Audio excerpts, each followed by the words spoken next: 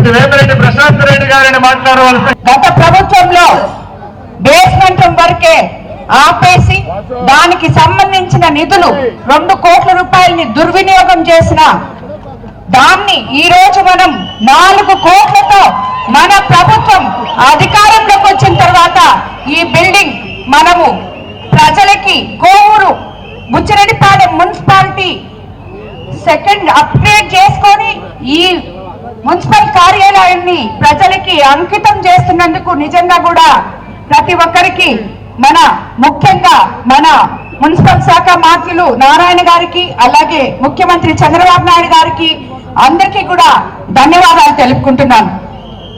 ఎన్నో ఏళ్లుగా ఎదురు చూస్తున్న ఈ కార్యాలయం ఈ రోజు ఇక్కడ మన కళ్ళ ఎదుట కట్టి చూపిస్తున్నాం. ఇది మన ప్రభుత్వం యొక్క పనితనం అని చెప్పి మరోసారి మీకు అందరికి తెలియజేసుకుంటున్నాను. గొప్ప ప్రభుత్వంలో మనం ఉన్నాం. ఈ రోజు పేద ప్రజలకి అండగా ఇచ్చిన మాట నిలబెట్టుకునే ముఖ్యమంత్రి వెంట కూటమి ప్రభుత్వం వెంట ఉన్నాం. ఈ రోజు ఈ కార్యక్రమానికి విచ్చేసిన ప్రతి ఒక్కరికి ముఖ్యంగా మున్సిపల్ శాఖ మంత్రివర్యులకి అలాగే ఎంపీ గారికి మరోసారి ధన్యవాదాలు తెలుపుకుంటూ రాబోయే రోజుల్లో బుచ్చిరెడ్డిపాలెన్ని మరింత అభివృద్ధి పరుస్తానని చెప్పి మీకు అందరికీ తెలియజేసుకుంటూ అందరికీ మరోసారి 80వ స్వాతంత్ర శుభాకాంక్షలు తెలియజేసుకుంటూ